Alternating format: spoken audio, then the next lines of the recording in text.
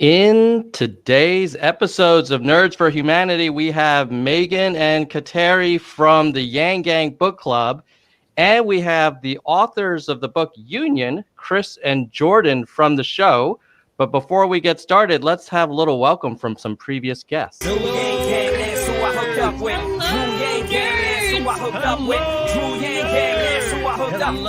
place to hide now that he's arrived. I'm saying he ain't playing now with this campaign. Bang, dang, it's and Drew, come roll with the Yang Gang. Drew Yang Gang, that's who I hooked up with. Drew Yang Gang, that's who I hooked up with. Drew Yang Gang, that's who I hooked up. Yo, there's no place to hide now that he's arrived. I'm saying he ain't playing now with this campaign. Bang, dang, it's and Drew, come roll with the Yang Gang.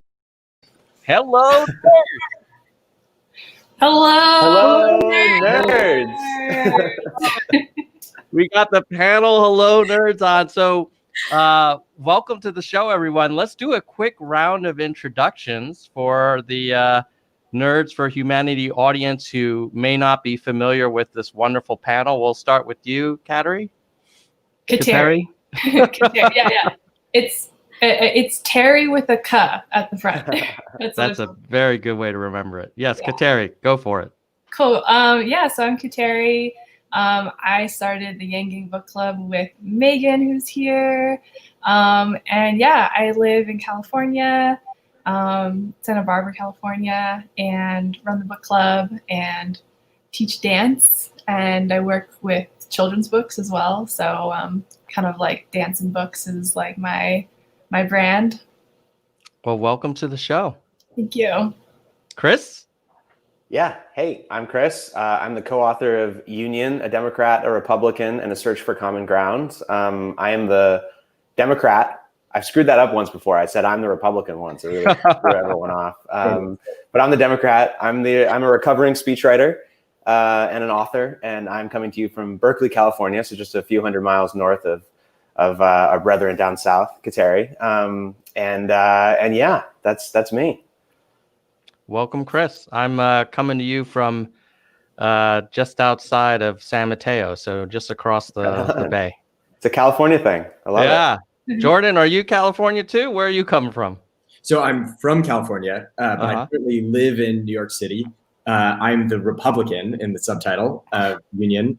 I'm also an attorney. I worked in business, and I was a former Marine, but was lucky enough to spend 3 years writing this book with Chris. Aw. Welcome. Meghin. Hi, so I'm Meghin. I co-founded the Yang Gang Book Club with Kateri, what seems like a really long time ago now. And I am currently a grad student. I'm going into the field of public health, which has been super interesting. And I'm currently in Maryland, like right outside of DC. Very cool. So we have a little bit of East Coast, West Coast representation today. Well, let's start a little bit we have to talk about the book. I know that Kateri and Meghin, you read it, and Chris and Jordan, I'm guessing you read it too because you wrote it. Too many times. What do when you think about the book today, November 29th, 2020, do you think what do you think applies from that book in today's world? Because in a way, we're through, in theory, the big kind of election and kind of the kind of culmination of a lot of debating and tension. Do you think what can we use from the book going forward? Maybe we'll start with Chris and then Jordan and then get Kateri and Meghin in there. Sure. Well, the honest answer is I think everything. The strange thing about this whole book project is we started it around 2016, and every step along the way we said we better hurry up because things cannot be as partisan as they are right now. Mm-hmm. Issues around police community relations won't be on the forefront, and by the time we publish this thing. How we wrestle with our history won't, that'll be long gone. We will have solved that by 2020 when we get this book out there. And of course, every step of the way, these issues, these are eternal in some ways. We're constantly wrestling with them, and they're not going anywhere. And so even though we were telling some stories from 4 years ago, 3 years ago, 2 years ago, they feel very here, very present. And ultimately the book is about hope. And we often get asked the question, how can you be preaching a story of hope in this day and age with everything that's going on, everything that we see, the pandemic, the vitriol in the election, everything. And honestly, our message of hope is a robust message of hope. It's a message of work. It's a message of if we roll up our sleeves and we do something about this, then we can be optimistic. It's not this belief that things will get better if we just think hard enough about it. We actually have to get out there and do it. And so even in these tragic moments, we find hope because we see those people out there rolling up their sleeves, whether it's, first responders or essential workers or scientists or, people just staying home for the good of their country. So Jordan and I are still hopeful. And I think this book just resonates with those people who want that hope. Jordan, are you feeling the hope? Are you? Yeah, for sure. I mean, I think I have a few takeaways related to the election in the book. The first one is, one of the things Chris and I took away from the road was that we were not all that far apart as a country, that the things that divided us were in large part coming down to the way things were framed and the facts that each side was bringing to the table. And that made us feel more different than we might actually be. That if you could actually have calm, reasoned conversations in intimate settings, you'd find all this commonality and common ground with people from the other party. And the election, to me, speaks to that result. We had the highest turnout in American history, so people dramatically engaged in politics. But I think when you look at what they were voting for or against, in fact, the country seems like to be wanting moderation. And while we might be hyper-polarized on the question of Donald Trump, I think on issue after issue, it showed that Americans actually weren't all that far apart, that we tend to want the same kind of things, that the country's pushing for divided government, which is interesting. And that we kind of just want to return to normalcy. Second, I think another thing from the book was that Chris and I found over and over again that it was so hard to engage on certain issues because of the way we approached the topic. And that was what was getting in the way of agreement, or the areas where we might agree. And I think one of those that is stark in the book that we show a fight that we had was over the issue of electoral integrity. And, the question of voter suppression or electoral fraud. And Chris and I argued, along with two other friends, viciously to the point where we were screaming at each other. And at the end of the day, we could both, when we stepped back, acknowledge that we both care about ensuring that everyone has access to the voting booth. And we can also agree that we should have confidence that our election has no fraud and no interference.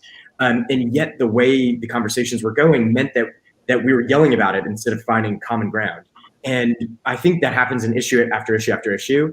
And this election is showing the consequence of not being able to talk across lines about what issue is actually at stake to be able to find solutions. Because now we're in this situation where half the country feels like the election, may or may not be valid. So, the summary is, I think we're closer than we seem, but there are these things that are preventing us from having conversations, which lead to these, bad consequences for our politics and our healthy dialogue.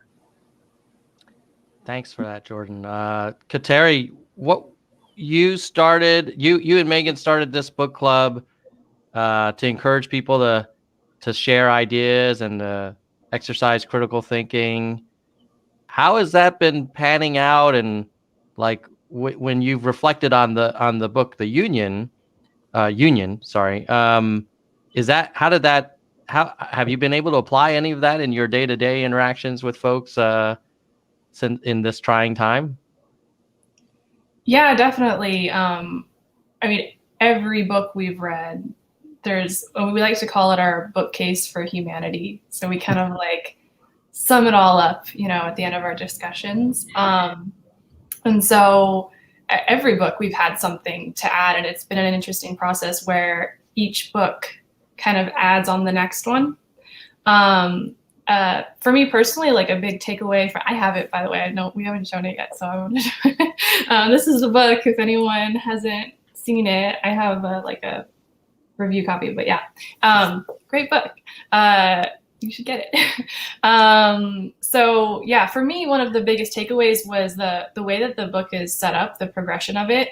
It starts out two guys who are friends who see the world differently and are like, we're going to go on an adventure. And it's, ends up being like kind of a love letter to our country just by traversing the great expanse of it. Like, like harkens back to just your classic adventure story. But it gets deeper and deeper and deeper as you go on. And also the storytelling starts to change, where it goes from their own two stories together, just as two bros, to a bunch of other people's stories. The journalistic element starts to come out. And so as a reader, for me, with this book, having that perspective of our country where it's really like small and then expands, it gets bigger and becomes like this tapestry of different people and perspectives and stories. It's just like it just helps you have a new perspective of your country that's not defined by like the polarization in the media and like the arguing on Twitter and stuff like that. And so even when you don't necessarily feel like there's much you can do about it, when you see stuff happening, it's easier to not be so disheartened by it, because reading like a book like this helps you see how that's just like a finite example and there's so much more happening in the world, and it's easy to lose track of that, I think. Meghin, you said you're studying public health.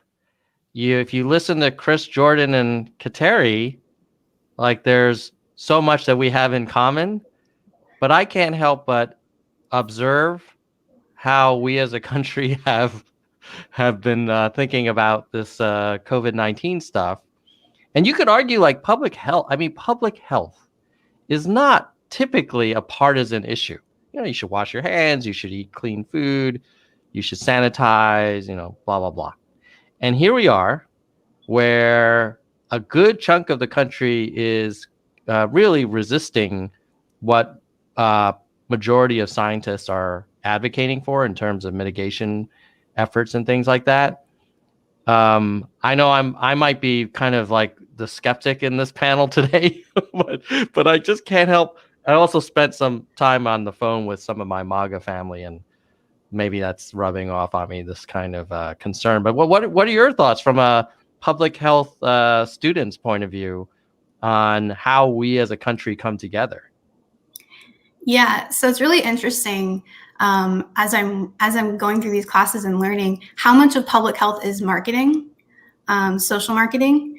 And honestly, in my personal opinion, after I've gone through these classes and after seeing everything rolling out with the pandemic and how it has become pretty partisan, it all comes down to messaging, to be completely honest with you. I think at the beginning, we weren't getting our messaging right. It became very convoluted and help your fellow American, but we didn't like each other at the time because we were in the middle of this really divisive election. And I'm not saying that I don't have the same hope that everybody else does. I definitely do. And I've taken that, the lessons from their book and applied it to like talking to my own family. And it's made talking to them very much easier because I'm listening to understand instead of listening to change their mind, which was my biggest takeaway from that book. So yeah, I think it was just a lot of the messaging, and there's just a lot of distrust in our officials and the media, and then just a general distrust in each other. I don't want to wear a mask to help you because you wouldn't do insert thing here to help me if you needed to. And I think in my little part of the world, that's been what I've seen. Or you just see that I don't believe in masks. I don't believe in this. And my takeaway is, but it's science. How do you believe or not believe in science? So yeah, I think as interesting as it is, a lot of public health is marketing. And it kind of comes down to how we marketed it. And I don't think we did too great. Yeah, I mean, there was also counter marketing going on at the time. I mean, there was the need for better marketing from, let's say, the CDC or WHO or whoever. But I mean, I think at the time there was also this kind of conflation of public health with party loyalty, and wearing a mask even today was, you know, for some people considered an act of political kind of criticism of the current leadership. But let's talk about the future. We will, well, depending on who you ask, there should be a change in the White House in January. And part of me is like, oh, great, we can start anew and hit the reset button. We have, to Jordan's point, a moderate, pretty much moderate going into the White House. If you look at President-elect Biden's track record, is this a turning point? And the reason I ask with a little bit of skepticism is because I was super excited and optimistic in 2008 about this post-partisan, post-racial world. That did not happen. And I'm wondering what are everybody's thoughts, and what can we all do to kind of bridge this gap, which only seems to be kind of deepening every day. Anyone have thoughts on how we can be part of the solution? Yeah, I'm happy to start things out. You know, I think one thing that I feel very strongly on coming out of this election is that you know, we have to be very careful on both sides on how we approach the unification discussion. And it probably seems a little weird for someone who wrote a book called Union to say like we need to approach this cautiously. But what I mean by it is like the last 4 years and probably a little longer have just been all out like political warfare between the two sides. And there's no doubt about it. I think saying that one side was worse than the other actually just like furthers the problem. So taking as a premise that both sides engaged in like all out political warfare calls for unity, especially if it seems like it's dominated by Democrats who just won the presidency, feels like a poke in the eye. It feels triggering to people on the right. And for people on the right, I think there's, you know, an equal impulse to want to like lash out and say that, you know, for the next 4 years, this government's illegitimate, you know, we're not going to listen to the new administration or whatever. And so it's actually fairly fraught, like coming into this moment of like, how do you start to repair bonds? And so I think on the left, the approach needs to be some variant of like, you know, rhetoric plus action. So for President-elect Biden to come out and say, like, I want to be everybody's president, but to follow it up with saying, like, don't just take my word for it. I will show you by my actions. And here are things I will do to show that I'm not just, you know, a president for the Democrats, I'm a president for everyone. And Democrats have to be patient. It's going to take Republicans some time to accept that, like, okay, this isn't just, you know, partisan warfare. And on the right, I think there has to be an openness that you know, not everything that's going to be done by President-elect Biden is part of some conspiracy or part of you know, some like left-wing communist agenda. That there is an openness to, like, if actions are taken, that they will also extend their hand and work together. And so I think both sides need to do that. It takes patience, and it takes like a lowering of the rhetoric on both sides, and an acknowledgement that each one has legitimate points of view, that each one, you know, given the facts and the news stations they watch, like, they have legitimate reason for believing what they believe, and that it's only through action that we can, like, begin to say that we're rebuilding trust. Jordan, well, let me ask you a follow-up question on that one. In terms of us coming together and rebuilding that trust, you could argue infrastructure, maybe stimulus or some kind of joint public health effort would be candidates for right and left coming together. Do you think any of those, or do you think there's enough, like, what specifically could Biden do? For sure, if he starts with Green New Deal or climate change, probably not a great opener in terms of bringing the country together. But I'm guessing, like, what is left where we could actually see former Trump voters and Biden voters actually, like, agreeing on anything? Yeah, well, it's a great question. So I think there's two answers. One is I think there are a handful of issue areas that you can get bipartisan agreement on, and you listed some. I think Chris and I have talked a lot about infrastructure as one area where I do think there's bipartisan agreement. There could be something around electoral reform and ensuring that, given this moment, if there's a bipartisan commission assigned to come up with recommendations to how to secure free and open elections going forward, I think that could garner support. I also think there's some things around criminal justice reform that you can get bipartisan support on. And I also think there's things around energy. If framed as like preventing climate change, you'll get some Republican pushback. But if framed as how to promote energy security for the United States and energy leadership in the world, I think you can get a lot of investments into renewable energies and clean nuclear power and other technologies that we want to be at the forefront of. So I think all of those are things that would work. The second is I think Joe Biden will have to do one or two things that show a cost to himself with his base, but shows that he's willing to actually reach across the aisle. So, one thing would be to safeguard some of the communities that are dependent on hydraulic fracking. So, he made a number of statements towards the end of his campaign that he was not going to ban fracking, that he wouldn't do that. That's going to come at a cost to him with his base. But if he comes out in the next 2 months and says, like, look, I said it during the campaign, I mean it, this is what got me elected, I think he'll earn a lot of goodwill on the other side. And I think there's a few more areas like that if he accepts some cost to his side, he'll prove that like he really does want to govern from the middle and help start bringing people back together. Thanks, Jordan. Chris, what do you think? It sounds like Jordan's got some ideas in terms of the following through on the fracking, the energy leadership. What do you think? Is there a way for us to come together and join forces? Yeah, I mean, I think Jordan and I's hypothesis from the road is that if Americans in Portland, Maine, and Tulsa, Oklahoma can talk and get along and come to conclusions about where they want their communities to go, then there's hope for Washington.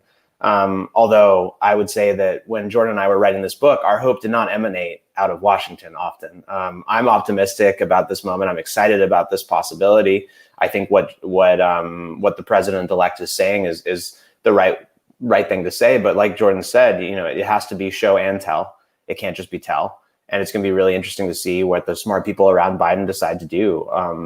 I would say, though, that what happens around the table in the Roosevelt Room in the White House is equally as important as what happens around boardrooms in Silicon Valley and what happens in newsrooms in New York. I mean, I think that what we are witnessing, this hyper-partisanship, is not just emanating out of Washington. It's symptomatic of a larger sort of echo chamber that we've built for ourselves, whether it's social media or the direction that the more institutional media has gone or been forced to go, depending on who you talk to, over the last 20, 30 years. So I think when it comes to a message of hope, and when you add Washington into that filter, you really have to have a long-term vision for how this is going to go.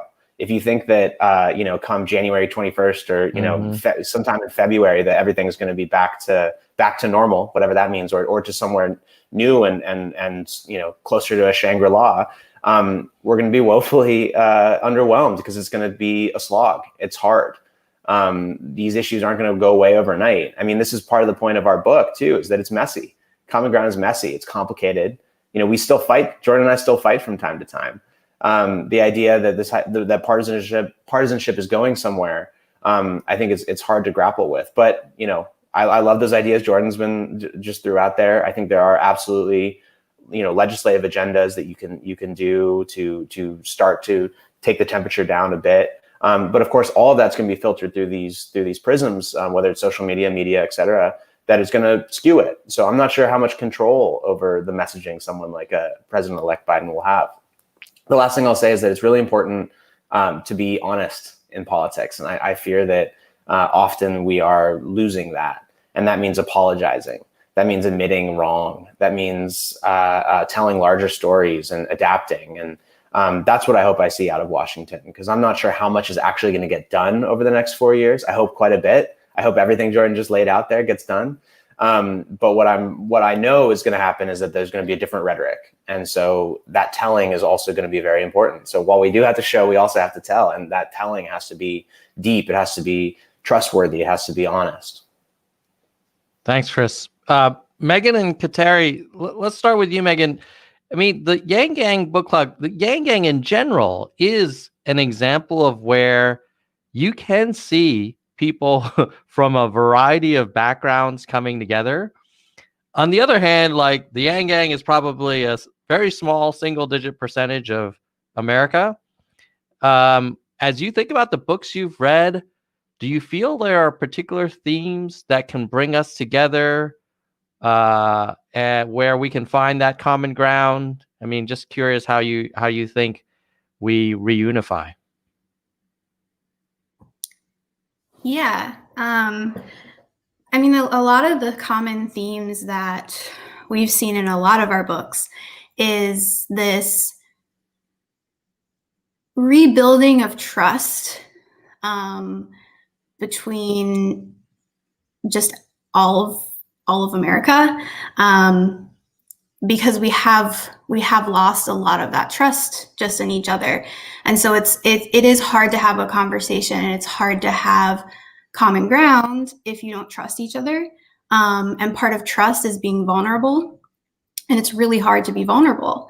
And so I think one of the things that we want to do with the book club, because I think book clubs can help change the world, because you are listening to so many different perspectives.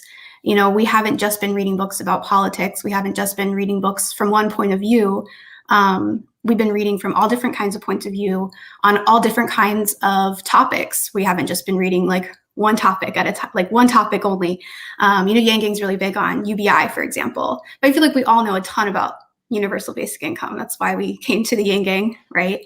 And so we're like, well, what about climate change? Like, what about that? Like, what can we do about that? Or reading memoirs and essays from different points of view, because it's hard to empathize with each other if you don't know what the other person's thinking, or if you don't know where they're coming from.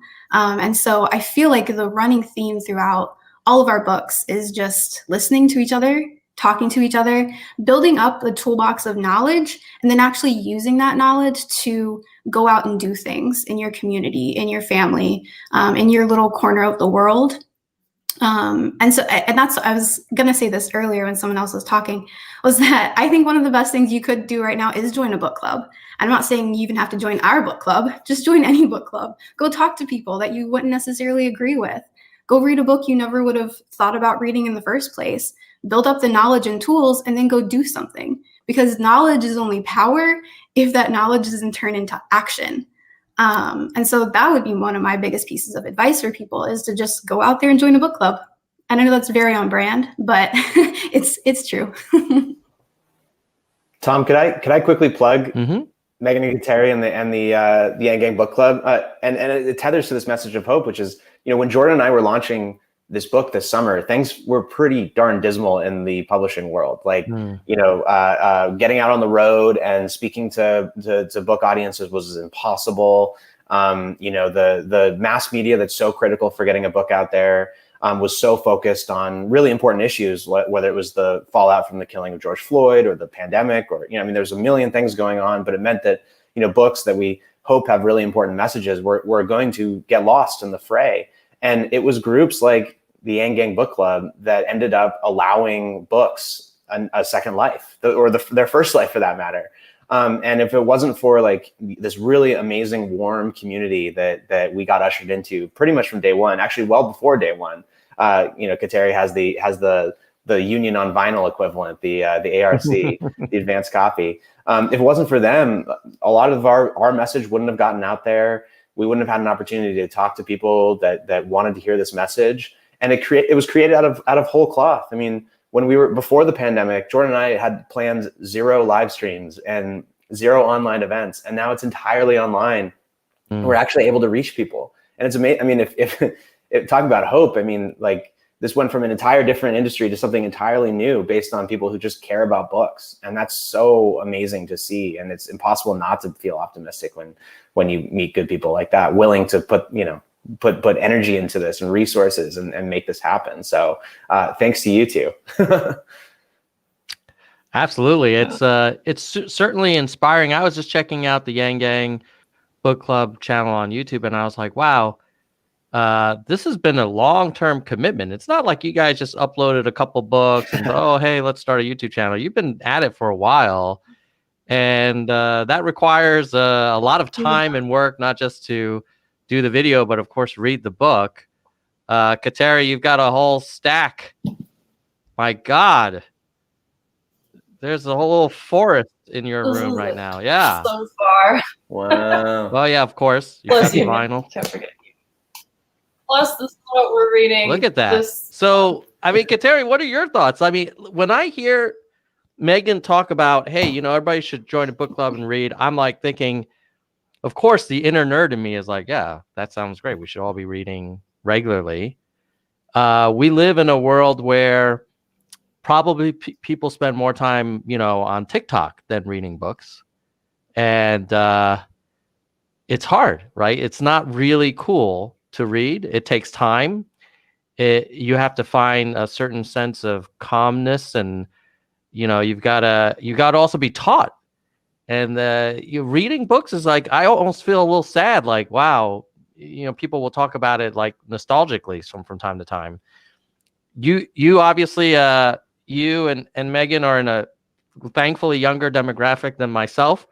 So I find hope seeing you guys reading, but you're not typical of the younger generation. I'm curious how you think you break that. How did you break that mold, and how do we get reading and discussion and kind of open-minded, constructive conversation?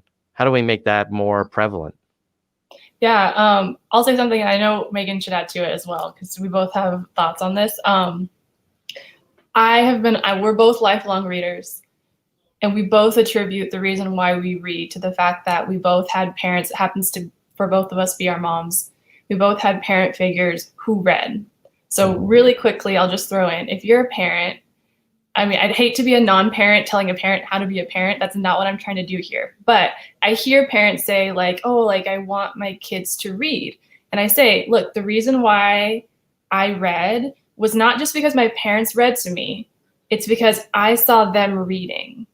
And I used to take big kid books and pretend to read.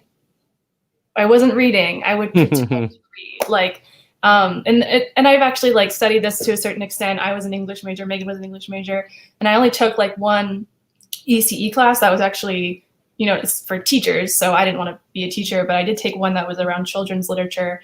And they actually went into the studies that have been done to see like, what is it that really builds young readers? So that's just my tip. But we are both avid readers. That being said, Meghin's in grad school. I work 3 jobs essentially. There are many a night when I feel like I should be getting more reading done and I just don't have the energy.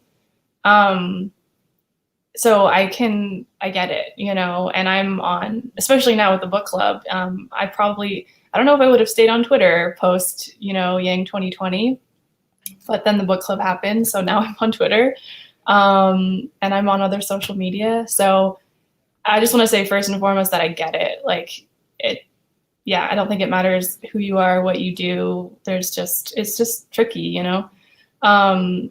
And for me, it's about building habits. If you are someone who wants to find more time to read, and you don't know where to start, it's kind of like similar advice you might get, I think, if you're someone who wants to like work out more. It's like when in your routine, in your daily routine, could you see doing that? For me, I try to read before I go to bed, and I know a lot of people who do that, and it kind of matches up with the data where they say like, put your phone away like an hour before bedtime. I'm not quite there yet, but I still do try to make time to read, before bed, like at least 30 minutes. And so, for me, it's like I can read like a couple books a month with that. And so then just the next step is being really conscious about what it is that you're reading. Now before the book club, I didn't really read a lot of nonfiction, and neither did Meghin. So I read a lot of like fantasy and sci-fi and, like contemporary fiction. And I still love that. But now I have this really nice balance where, based on like what I like, I get to read stuff that's more escapist and for fun. But I also read things that expand my knowledge. So, that's kind of what I would say, is just try to think about it and find some time here and there. You don't have to like all of a sudden be reading a book a week. And just try to be really conscientious about like what it is that you're consuming. Right on. Well, in the spirit of supporting reading as a habit, maybe we could go around and share if there's been a book that you've been reading lately or in the last year, aside from Union. Of course, everybody should check out Union, a Democrat, a Republican, and a Search for Common Ground. There's a link below to the Yang Gang Book Club affiliate link to purchase the book. Same price as normal, just helps out independent booksellers and sells a few more copies of Jordan and Chris's book. But aside from Union, anyone want to share a book they're either in the middle of or they finished that they felt like, wow, that's been really thought-provoking? I would like to start. I am almost done with this book called The Meritocracy Trap: How America's Foundational Myth Feeds Inequality, Dismantles the Middle Class, and Devours the Elite. It's by Daniel Markovitz. I think he's a professor at Yale Law. And it is extremely thought-provoking. Now, you're hearing that title and you're thinking, oh, yeah, of course, this is a book about how the poor are screwed. They are.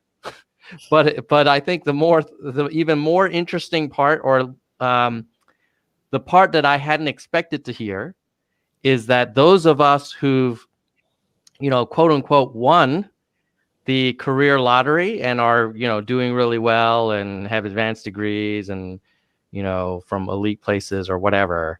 Like, if you compare those folks to true aristocrats in like the 19th and 18th century, it is a much worse life, because the old school aristocrats, they owned land and they really didn't have to work that much. They literally collected the rent off the land and it would be passed on from generation to generation. And then now with the meritocratic elites, they're working sometimes more hours, more stress, more heart attacks. And then their kids don't necessarily inherit that. They basically, then the kids are being trained for the next level of career Olympics. Am I going to get my kid into the right preschool? And am I going to get them their 15 internships by 8th grade and, clerk on the Supreme Court by high school, some crap like that, right? And so it's like a really hard life. And I remember growing up, we used to look at the East German Olympic athletes and say like, yeah, they're amazing, but they don't really have a life. And now I look around, at least in the Bay Area, and my friends on the East Coast, and I'm looking at our kids, and I'm like, well, we're not quite in the East German weightlifter class of lifestyle, but it's like, wow, we are programming the hell out of these kids so that they can get their like postdoc, at Oxford and, and then become a partner at McKinsey or Goldman or manage some hedge fund. And so anyway, that book's super interesting. A plug, we will be getting the author onto Nerds for Humanity. And he probably should go on to Yang Gang Book Club if you guys want to pick up that book to add to your list. So that's been super thought-provoking for me, mainly because I thought, okay, yeah, it sucks. We need UBI for everybody else. But we're not on a path. You could argue we're on a path that's not super sustainable even for the winners. And that's kind of was kind of a different angle than I was used to hearing.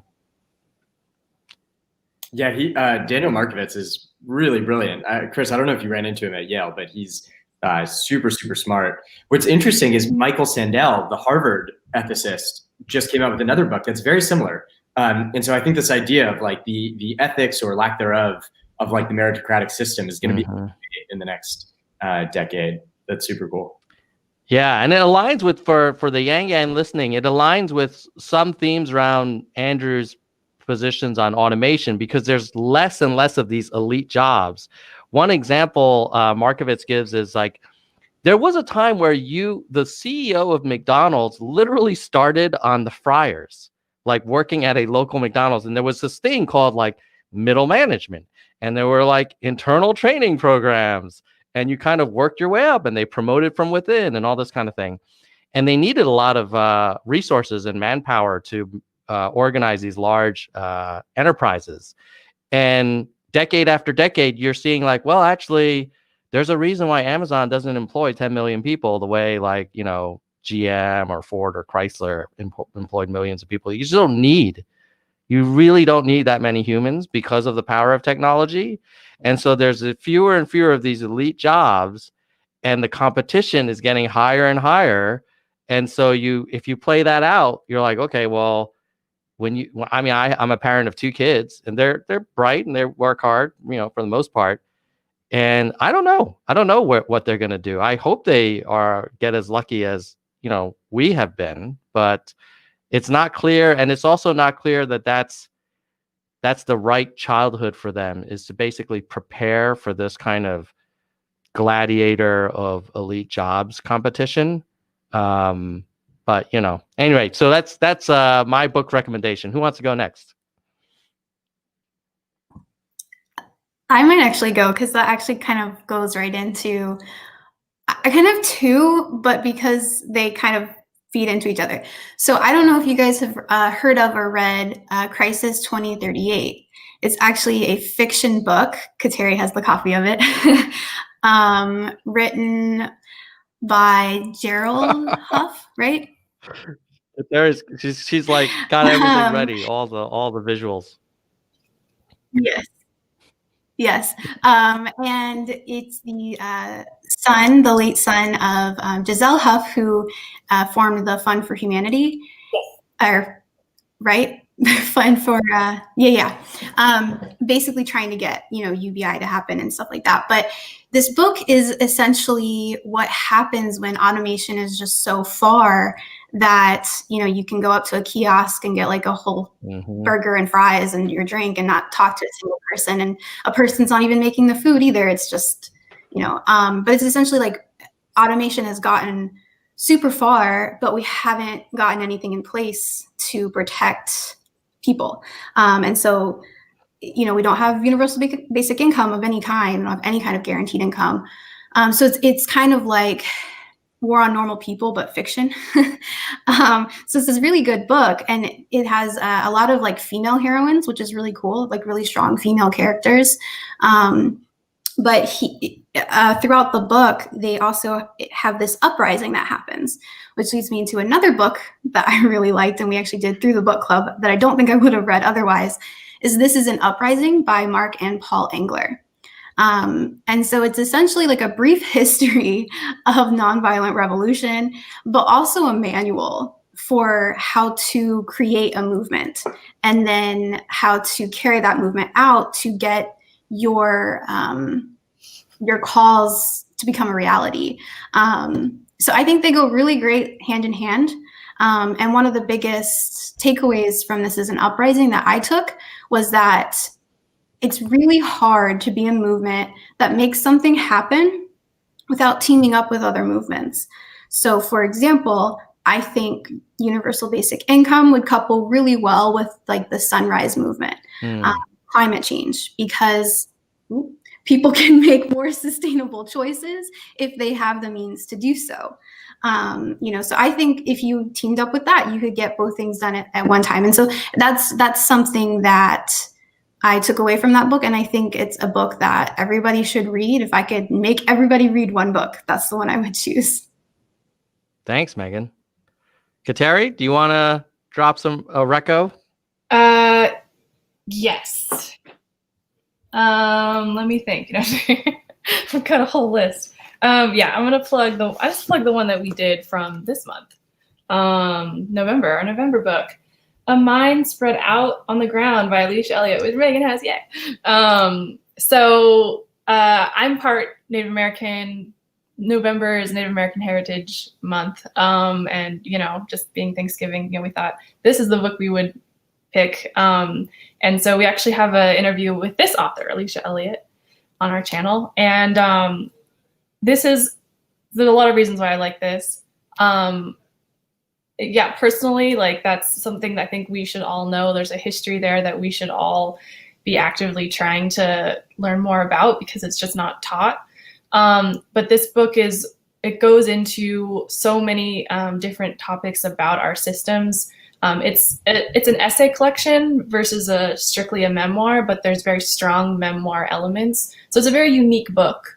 Alicia's writing about her life growing up on the Seven Nations Reservation, living in poverty, dealing with mental illness, intergenerational trauma, all of these things.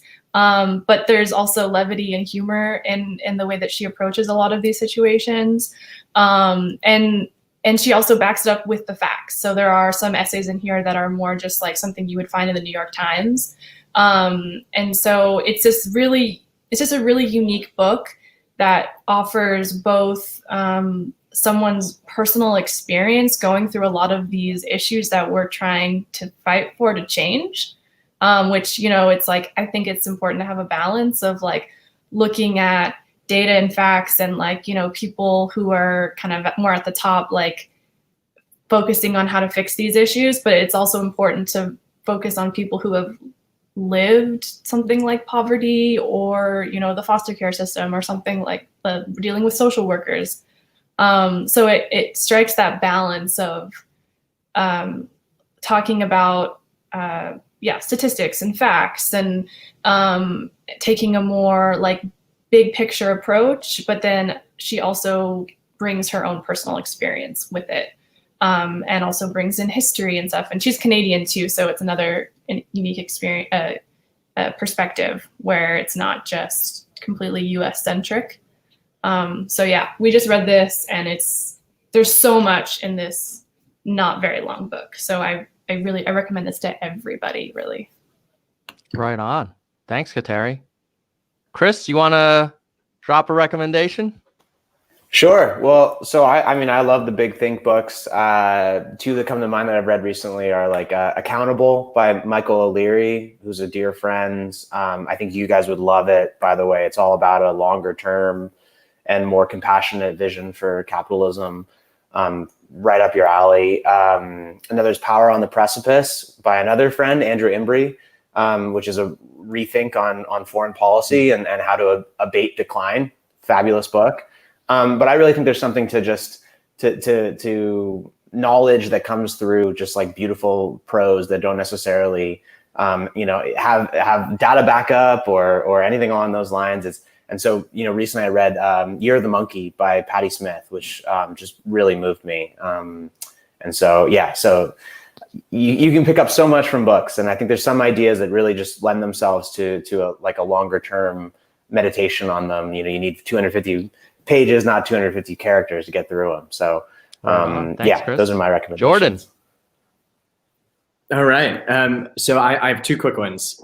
One is this new book by Daniel Yergin called The New Map. I'm reading it right now.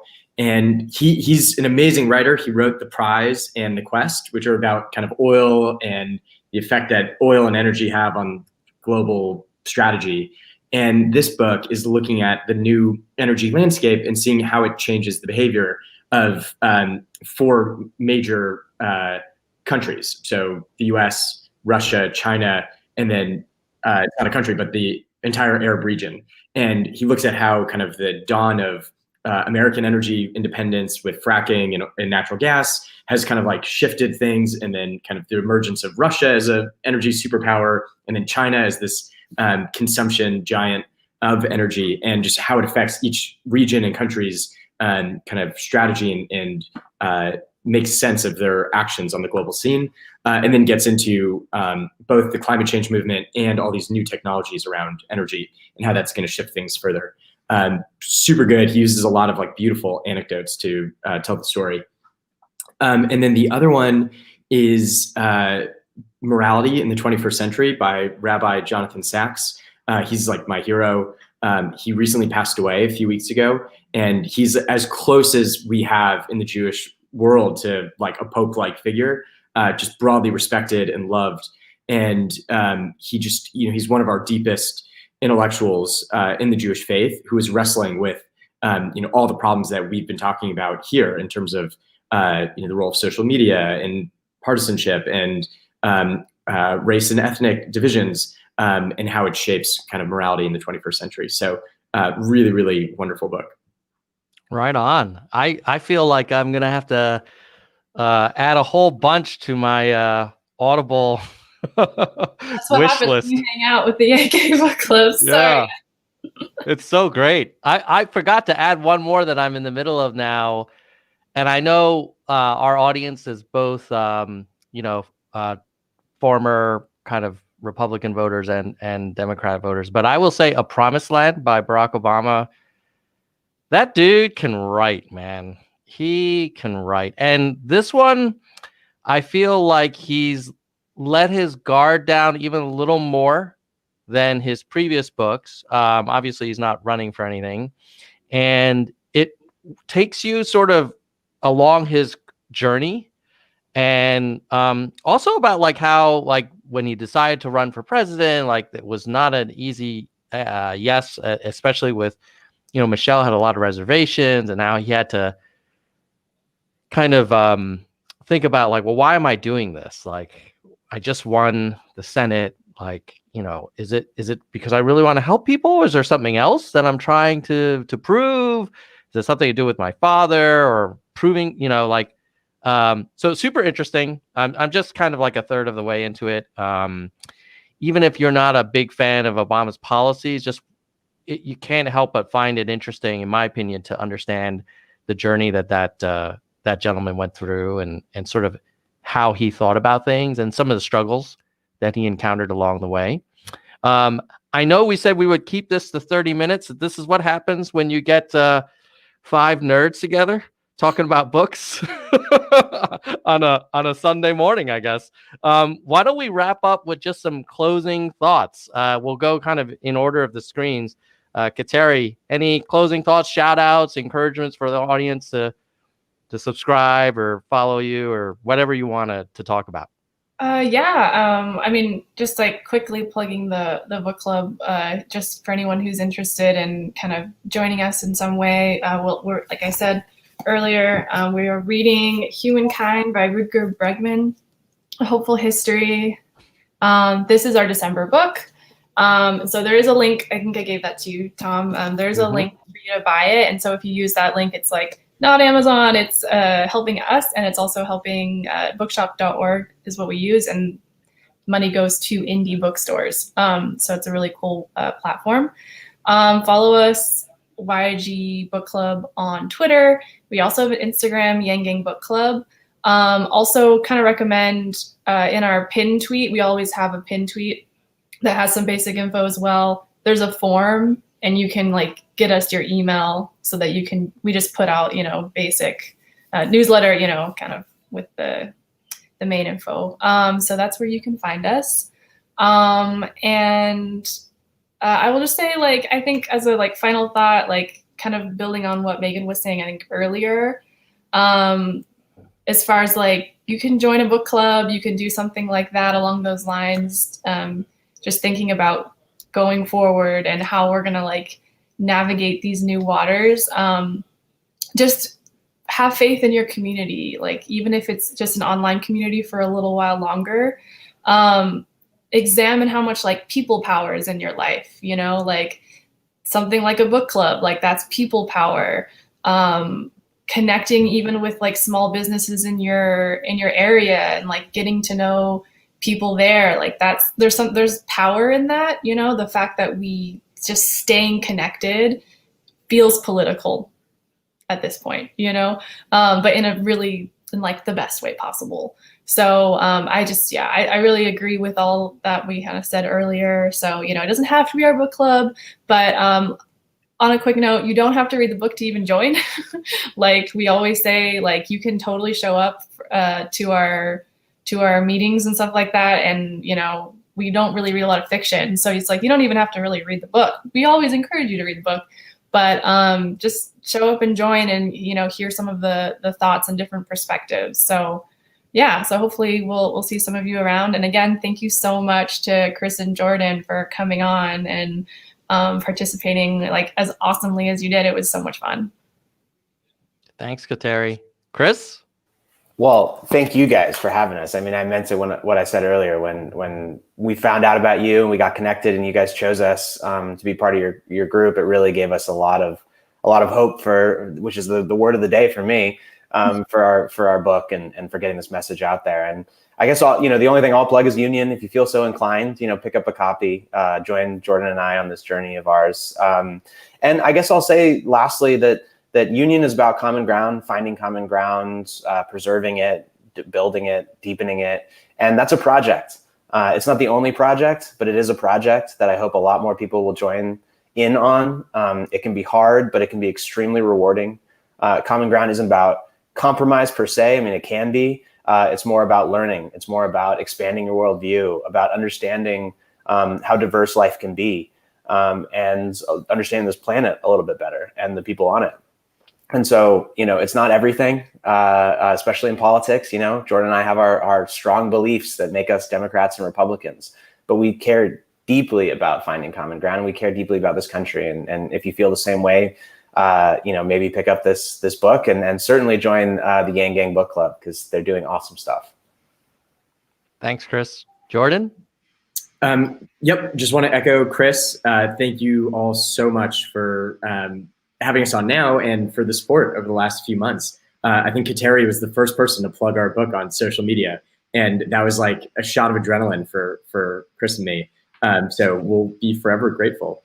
And yeah, also just want to kind of say again that I think the thing we need over the next few months is just a little more compassion and understanding and less derision towards the other side. I think recognizing that, you know, given what both sides know and what they hear and what they see, that there's something reasonable in the way they're approaching things, and just holding that even as things seem to get, you know, crazy or the media paints kind of a starker narrative of what's happening. So hopefully we can all just be compassionate and get through the next few months. Thanks, Jordan. Meghin? Yeah, I get to be the last one. You guys have said it all. I did want to call out Nell in the comments real quick and say one of the ways you can get into reading is audiobooks. Audiobooks are still books. It's okay. And if you're not super into reading, you don't have a super great attention span for sitting down and reading a book, listen to an audiobook. Totally fine. And then you can follow along at the book club. I do want to say, I guess to wrap it up, my biggest thing that I always say, I say it on our channel, I say it on Twitter all the time, knowledge is power, but only if you put that knowledge into action. So if you do come along and join us, we hope that we inspire you to action. Thanks again to all of you for spending some time with us. And please check links below for both Union and some other books that we've recommended. And hopefully we'll have you back in the nerd zone again in the future. But with that, I'm going to say goodbye, nerds. Goodbye, nerds. I love it. See you guys later.